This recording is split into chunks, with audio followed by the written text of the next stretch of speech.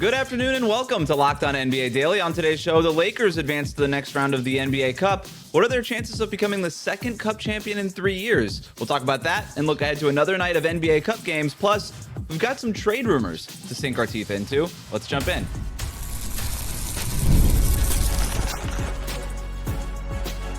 You are Locked On NBA, your daily NBA podcast. Part of the Locked On Podcast Network, your team every day. To Locked On NBA Daily, part of the Locked On Podcast Network, now the #1 sports podcast network. However you're tuning in on YouTube or on your favorite podcast app, thanks for making us your first listen every day. Today's episode is brought to you by Game Time. Download the Game Time app, create an account, use the code LOCKEDONNBA for $20 off your first purchase. I'm Wes Goldberg. Today, it is all about the NBA Cup, and we're doing it with the help of two NBA Cup enthusiasts from the Locked On Nuggets podcast, senior NBA writer for the Action Network. It's Matt Moore. Matt? Luka Doncic scored many points last night. He scored many points last night. Great game from Luka last night. And did it while ice skating is what he said it was like on that painted court from the Locked On Bulls podcast. Also a Bears and Bulls creator for Bleacher Report. It's Haize. We did it, y'all. We did it. We've turned west on the NBA Cup. More on that soon. You guys are outing me here. Private text messages. Let's start with the Lakers, who became the first team in the West to clinch a spot in the knockout round of the NBA Cup with last night's win over the Clippers. The Lakers improved to 3-0 with LeBron James back in the lineup. And Locked On Lakers are feeling pretty good about their chances to keep advancing. And this, I think, actually is going to be part of what the Lakers try to do to opponents is that last push where Luka goes off the floor. You know, typically your starters, your star players for both teams are off the floor to start the fourth quarter. The Lakers can open the fourth quarter because of how they do their substitution patterns with LeBron and Austin Reeves on the floor. And we saw it again on Tuesday where the Lakers have this ability to press an advantage at a critical point in the game because they have two all-star caliber players. You know, LeBron is LeBron and AR is playing like an all-star this year. That's not an easy thing to compete with if you're the other team. So, Matt, like I said, the Lakers are 3-0 with LeBron James back in the lineup. They're rolling into the knockout stage of the NBA Cup. The Lakers won the first NBA Cup, and now they have a chance to win their second NBA Cup in 3 years. I always said this, Michael Jordan might have more rings, but he doesn't have an NBA Cup championship. That's what LeBron James has. He could go for 2 this season. Are we witnessing, if this happens, a potential NBA Cup dynasty, Matt? I think, look, the Lakers are always kind of, they're always in the mix for things. What I do kind of like about this, though, is you have this kind of question of so often being the team that's hot at any given point in the season doesn't matter, right? Even the playoffs, you could be red hot in April and it doesn't help you any because everything resets and the playoffs are so different. And especially with how weird the last month of the season is. But like now it's like, look, the Pistons have won 13 straight going for 14 tonight versus the Celtics. The Lakers offense is just absolutely incredible. You have all this firepower. The Magic are just chewing through teams right now. They're maybe the second hottest team in the league.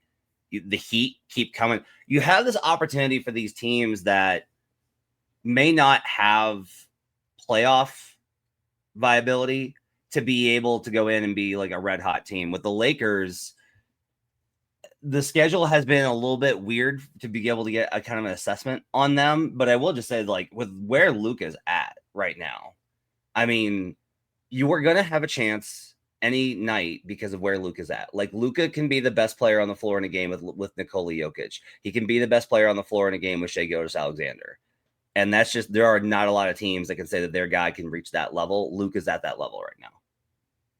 Yeah, Luka's playing at an MVP level, and I think that's an easy assessment to make there. The Lakers starting an NBA Cup dynasty, though, is not the phrase that I want to hear. Like, that's crazy. Like I enjoy NBA Cup basketball, but dynasty, let's pump our brakes a little bit on this one. Lakers are in a great position to be able to win the NBA Cup. I think they are hot at the right time. I think that Austin Reeves and Luka Doncic have just proven that their chemistry is legit. That was one of the questions I had coming into this game, into the season. But the Lakers they have just as much of an ability to win it as anyone else. They probably should be the favorites right now to win the cup. Dynasty is a strong word for in the NBA Cup. I understand I'm the NBA Cup doubter that's slowly being swayed to your guys' side here, but like, if not dynasty, like sovereignty, if there was a team to kind of string Fiefdom? Wow. Fiefdom? a fiefdom, an NBA Cup fiefdom.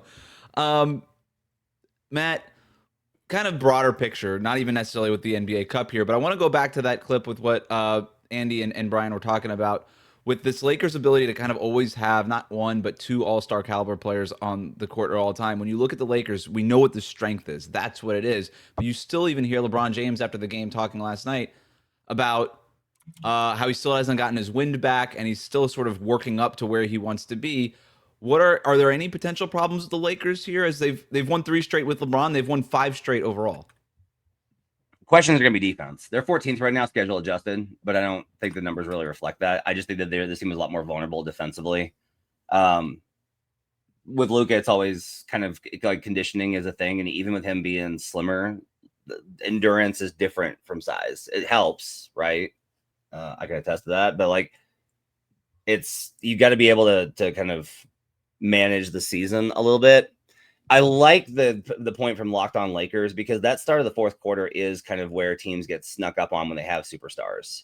Is that it's that start of the fourth quarter, your guy hasn't come back in yet, and all of a sudden it's like the team makes a rush, and now you're back in like a competitive game, and that gets really tough.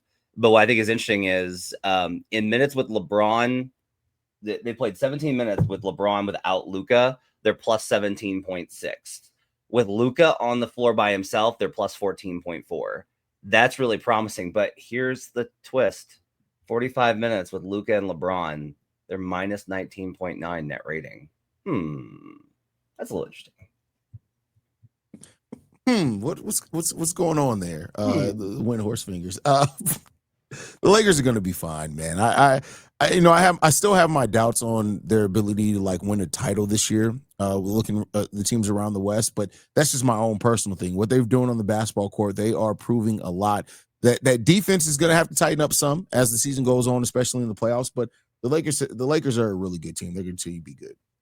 There's something to be said too about them taking this NBA Cup stuff seriously. Like they leaned forward in the gamer chair in crunch time of this game. The Clippers just sort of gave up, and that's sort of been the story of the Clippers so far this season. Haize, like this is not a team that takes very many things seriously. I thought you were going to say that's kind of been the story of the Clippers their entire franchise history. Fair enough. Yes, and too, it's also true. I mean, the Clippers, they're unserious. Like I know I've made a lot of jokes over the history of this podcast at Clippers fans. And, they're still obnoxious people, but the Clippers are just an unserious franchise. They're going to have their moments. They're going to win a lot of basketball games, but I will never believe in the Clippers until they're actually hosting up the title. I mean, I think it's possible if they get different leadership. To me, this is about this team. And what's really shocking to me is this defense. It's just like this was Law Murray, who covers the Clippers for The Athletic, had a stat last night. Last night was the 10th time that they gave up 120 plus. They didn't give up their 10th 120 plus game until March 18th last year.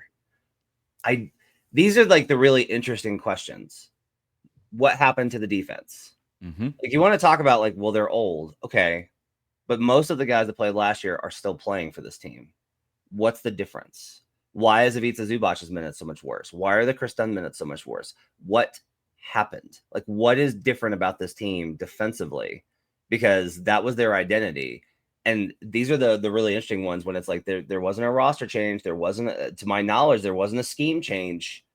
They're just worse.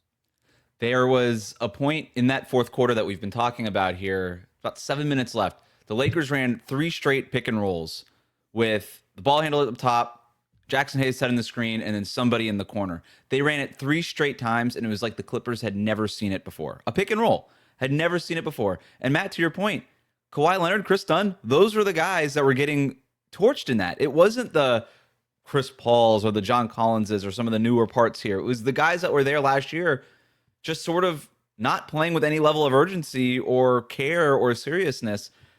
It was impressive by the Lakers, but it was equally as unimpressive and worrying if you're a Clippers fan. The NBA Cup continues tonight with some high-stakes games. By tomorrow, one of the Warriors or the Rockets will be eliminated. We'll talk about that game and the other ones that you should be paying attention to after this. Today's episode of Locked On NBA Daily is brought to you by Game Time. Basketball season is officially here. Nothing beats being in the arena for those opening games, but let's be real, getting tickets can be a total headache. Between waiting in queues, surprise fees, and prices that jump right before checkout, it's easy to get frustrated when all you want to do is cheer on your team. That's where Game Time comes in, the app that gives fans the advantage. It's your ultimate life hack for scoring amazing NBA tickets fast, easy, and stress-free. I love that what you see is what you pay, no hidden fees at checkout. Plus, I can see exactly where my seat view looked like before I bought the tickets with their in-app seat view feature. Their zone deals are a game changer. You pick the section, Game Time picks your seats, and you save big. You can even find NBA tickets for under $25. So take the guesswork out of buying NBA tickets with Game Time. Download the Game Time app, create an account, use the code LOCKEDONNBA for $20 off your first purchase. Terms apply. That's code LOCKEDONNBA for $20 off. Swipe, tap, ticket, go. Welcome back to Locked On NBA Daily. The best way to support the show is to subscribe on YouTube. We air Monday to Friday at 1 p.m. Eastern, wherever you get your podcasts. Another night of NBA Cup games, boys. We wrap up the group stage this week. A few to hit. Let's start in the Eastern Conference. Bucks at Heat. This one's pretty straightforward. The Heat clinch this one if they win and the Knicks lose. The Bucks clinch this one with a win and if the Knicks lose. But caveat, the Knicks are playing in Charlotte, so the Knicks are probably not going to lose. But what are we watching for? Bucks at Heat. Giannis questionable. Norm Powell could make his return to play alongside Tyler Hero for the first time this season, Haize. That's what I'm looking for, is that dynamic between Tyler Hero and Norman Powell. Like, how does that work out? Like, that's going to be such an important part of, is this Miami Heat team just going to be a really, really good team, or is it going to be a team that can actually make some noise in the Eastern Conference? So that's the thing that I'm looking forward to the most in this matchup. I'm interested in how the Bucks kind of respond here, because they've been sliding, and a lot of it's like, well, okay, but Giannis has been out. But there's this kind of dynamic where they were pretty good when Giannis was there, and then he went out, and then they were okay, and then they got worse. Does he come back and they bounce back to being pretty good, or does he come back and they are still pretty bad around him? Like, that question, I think, is like an interesting one here, especially with how Miami plays. Like, this is a juggernaut of an offense. The Bucks are still the number one team in effective field goal percentage offensively, and they're facing off against the number 2 defense in effective field goal percentage in Miami. Like, this is a great matchup. This is a really great fight. I love watching Giannis go against this Heat team. Spell always like throws a lot of stuff at him. He's had bad luck with them a lot. So I think it's like a really like fascinating game here. And it's got like a lot of implications for the Cup, not only with these kind of things, but with New York and how there any three of Heat, Bucks, Knicks can win this group right now, which I think is really fascinating. The other group that we're going to talk about, Pistons at Celtics. A lot at stake for the Pistons tonight. Number one, they have a chance to win their 14th straight game and break the franchise record for a win streak.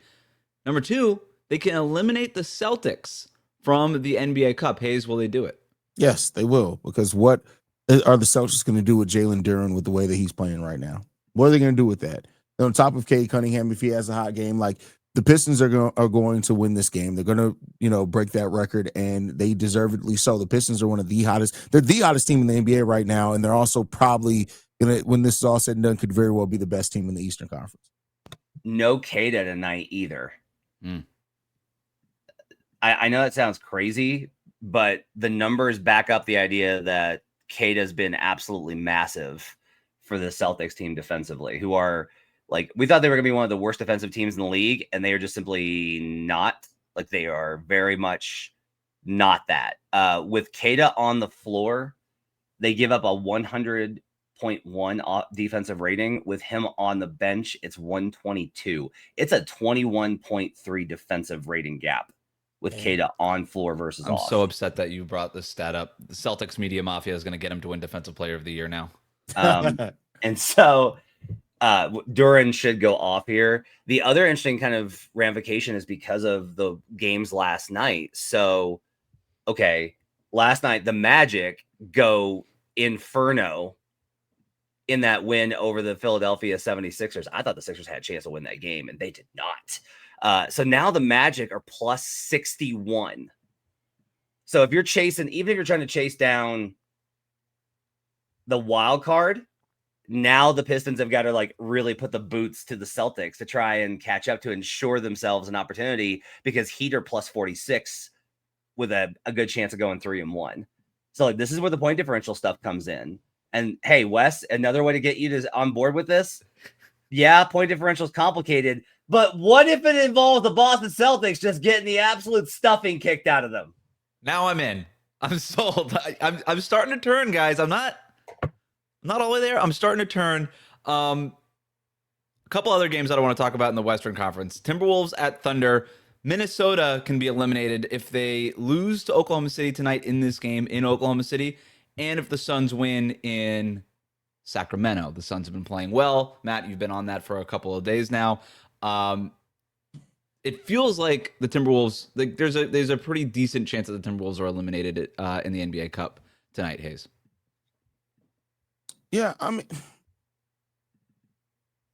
what do you want me to say here, Wes? Like, it's not going to be anything special. But go ahead, Matt. I think Minnesota, you know, they've lost some really baffling games. They just lost the Kings. Yep. They need to throw the kitchen sink at this game a little bit. And I don't say that about regular season games. But I think from a vibe standpoint, if you beat the Thunder tonight, then everything washes away. You can forgive yourselves for all those. Everything washes away with just one win over the Thunder? Yes. That's how good OKC is, because you're able to be like, this team that waxed us in the conference finals and has beaten, the stuffing out of everyone this season. If you're able to get this win, it changes a lot. Because like right now, the question is just like, can anyone beat OKC? Like, can anybody beat them? So this is like, I think this is a huge game for Minnesota proof of concept. Yeah, for a Timberwolves team that isn't in dire straits. They're 10-7, right? They're still very much in the playoff picture. It does sort of still feel like they need a get right win here and something to feel good about. And not great to have a get right game versus the Thunder. Not the Thunder at that. Like, and I think part of this too is that, and no knock, because I think he's going to be fine as the season goes on, no doubt about it. But like, I've been a little bit disappointed by Anthony Edwards this season. Yeah. And that's the part that like usually where like I have trust that Anthony Edwards can, and he still can be the best player on the court in just about any game. But like with Anthony Edwards being a little bit disappointing, Julius Randle has been great this season. I just don't have a lot of faith when it comes to the Minnesota Timberwolves right now. But I mean, hopefully they can get this. Matt says it could be the get right game. I'd have to see a little bit more, but hey, if they win decisively tonight, it would be exciting for Minnesota. I mean, this is another thing where I get caught up in the fact that like the underlying numbers are so good. Where it's like, well, look, they're 12th in offense, 9th in defense. And before the Kings game, they were like top 10 in both. Like they were a top 10 team in both of those categories. Like that's meaningful. They did a lot last year. And they made the Western Conference Finals after everyone was kind of like, they're okay. I kind of feel like something's stale. Like they got a little staleness to them. And I don't know what that means for who they're going to have to trade, but I think that they need to be looking for how to reconfigure this team and give them a spark. Let's put a pin in that conversation because we're going to talk about some trade rumors here after this. But last one that I want to talk about, it's a classic loser go home, but not really a classic loser go home because the loser's season just keeps going, and that's how the NBA Cup works. But Rockets at Warriors, straight up. Winner continues on with a chance. Loser eliminated from the Cup for two high-profile teams, Kevin Durant and the Houston Rockets, although it is worth mentioning Kevin Durant will not be participating in this game because of a family matter. And Steph Curry, Jimmy Butler, Draymond Green, and the Warriors. Matt, what are you watching for in this one? This is more interesting from a long-term perspective. There's nothing about the Cup here. They both got 2 losses. You're not making it out of a group with 2 losses. That's just, we know that right now. Yeah. But I think I like the Warriors here a lot. I think the Warriors are going to win this game, and not just because KD's out. I think that this is a team that the Golden State Warriors are familiar with after that first round playoff series. And Golden State got the get right game versus the Jazz. They were spiraling. Everything was bad. And then they got to play that Jazz team, which is not serious. So now they're at home hosting Houston. Houston coming in on a road trip, just played Phoenix. Weird trend. Teams are terrible after playing Phoenix. I don't know why, but like something takes it out of them. Their performance this season is absolutely terrible in the game after you play Phoenix. So with no KD, Alperen Sengun has got to step up and kind of perform, and he struggled at that this season. Amen was great in that Phoenix game, but I don't like this matchup as much for him. I think this is a Warriors win tonight, and we're all of a sudden talking about like, ooh, Warriors, and then we're gonna have to start talking about how Houston has lost to OKC, Denver, and Golden State. I can see the Warriors winning too. My pick is going to be the Rockets. You guys know I'm not betting against the Rockets, but with no KD in this game, it comes down to like, does Reed Shepherd shooting maintain? What type of game do we get from Amin Thompson or Jabari? Like, those are going to be really big things in this game. But I still think the Houston Rockets they're just so young. They could throw so many different looks at the Golden State Warriors. I think that they wear down the Warriors in this game. I think they get the win. The biggest game of the night is Blazers Spurs. That is the biggest game of the night. There are so many freaking implications here. The Blazers can clinch group with a win. They get in. Like, the Blazers are going to get in if they win this group, which is going to make Denver versus San Antonio on Friday really important for both of those teams. But Portland's also eliminated if they lose and Houston wins, if they lose and Minnesota wins, if they lose and Phoenix wins, or if they lose and Memphis wins. Like, there's all these scenarios here for Portland to either be in the cup or eliminated tonight. This is absolutely a massive game for who's going to come out of the cup. And especially if you're somebody that's rooting for one of the other teams, you're rooting for Portland tonight, because if Portland wins, there's the chances for the Denver Nuggets to get out go way down. So you may not have to see Jokic in cup play. A lot at stake tonight in the NBA Cup. Meanwhile, the Bucks and the Timberwolves could both be in the market to add some backcourt help. We'll talk about the latest trade rumors and reporting after this.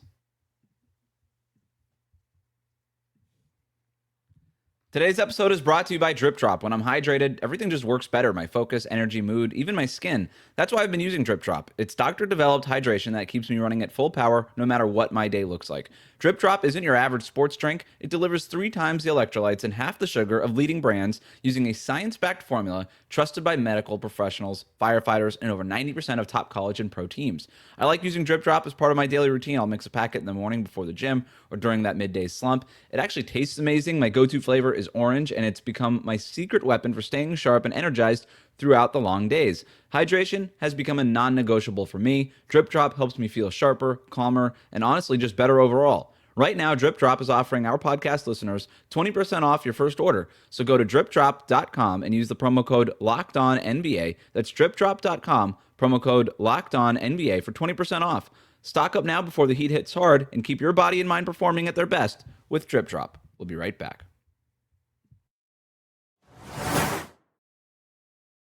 Thanks for making the Locked On NBA Daily your first listen every day. The Locked On Podcast Network has a show for every team. Check out Locked On Lakers, Locked On Bucks, Locked On Timberwolves, Locked On Warriors, Locked On Rockets, all the teams that we've been talking about for more on today's top stories. Let's go to this report from Michael Scotto of Hoops Hype that suggests that the Bucks and Timberwolves both could be in the market for some major backcourt upgrades. According to Scotto, the Bucks have looked into trading for Zach LaVine in a deal that would include Kyle Kuzma. Haize, do you like this idea for the Bucks?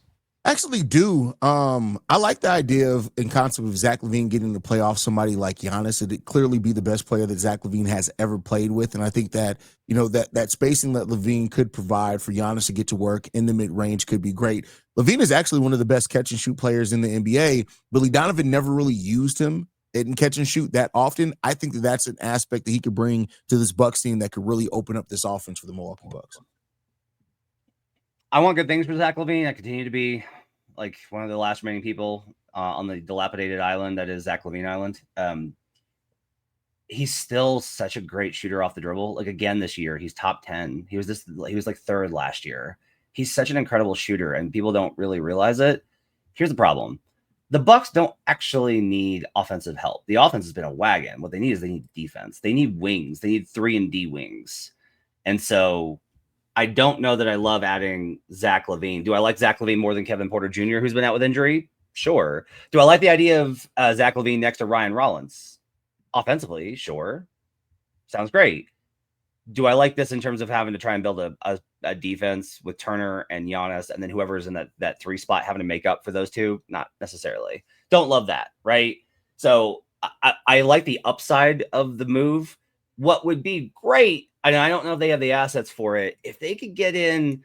The key with dealing with teams like the Kings is you want to go into the fire sale and you want to walk out with something that they don't really realize is as valuable as they understand it, because they're just trying to get everything out the door. If you get out of there with Zach LaVine and Keon Ellis, now I'm interested. If Like, you get both of those guys, that would be the perfect trade for the Bucks. Now, I do got to push back a little bit, Matt. You said that they don't need offensive help. I think when you've seen over this 5-game losing streak, they're 29th in offensive rating. Even on the season, they're 19th in offensive rating. I think, the defense it needs help too. And if you can get both those guys, that is legitimately the perfect trade for you. But I do think Zach can take them a bit further offensively, especially in those Giannis off the court minutes. You're right. I'm basing this off of the pre-Giannis slide stuff, which maybe that's more reliable. Maybe that's like a closer thing of who they are. Plus, like, I'm too anchored to the fact that they're this great shooting team, and a lot of that's because, hey, they have Giannis and they shoot a lot of shots at the rim.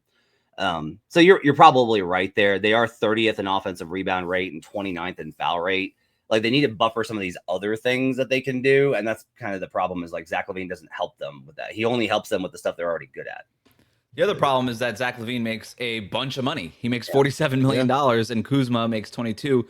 The Bucks would have to trade 4 or 5 rotation guys, and where they are over the cap and all these things, I mean, that's when a trade gets really complicated. So the idea of LaVine is one thing, but what it would cost is a whole other sort of circumstance there. Also, according to Scotto, he's reporting that the Timberwolves are seeking a point guard upgrade, and they've already checked in on Ja Morant, but it's been reported in multiple places now that the Timberwolves or the Grizzlies rather are not interested right now in trading Ja Morant. So Matt, if not Ja Morant for the Timberwolves, is there a name out there in terms of backcourt help that makes sense for Minnesota? LaMelo Ball, LaMelo Ball, LaMelo Ball. Let's make this happen. Ant wants somebody else to take the pressure off of him. He is tired of getting double and triple teamed. Get him LaMelo Ball. You have the defensive structure there. He doesn't have to be the number one. That's Ant. That sets him up in that kind of a situation. If you have to trade Jalen McDaniels, that's tough. That's tough. Your wing defense takes a huge break off there. But I would at least look at it. The other one, like, I would legitimately look at this, Haize, is like, hey, Kalkbrenner's awesome, but if they'll take one of the bigs, even Rudy, like, I would be open to that kind of a conversation because LaMelo kind of fits into that conversation. Like, if you have Juan Berger, who looks awesome down the pipeline as your rim protector, and you have Nas and you have Julius, who are both playing pretty well. Nas's playoff stuff is not great. I just like this combo. I really like the fit of LaMelo in Minnesota. You get 2 of that generation stars together in their prime, a playmaker, a shooter, who can make everybody better next to Anthony Edwards, and a defensive structure and coach who can manage it. I like that combo a lot. I don't hate it. I'm not as high on even LaMelo changing situations if it's not like good veteran leadership that is necessarily going to change some of the more problematic things about LaMelo Ball. I do love him next to Anthony Edwards. I'm not going to lie. I think that's a really good one. I think it's better than LaMelo makes more sense than Ja would make the most sense, but if that didn't work out, he definitely makes more sense than Trey. So stay far away from Trey. I can be in on LaMelo Ball going to Minnesota. Would you do, as well as Julius has played, this is a great opportunity to sell high on him. Would you do LaMelo for Randall?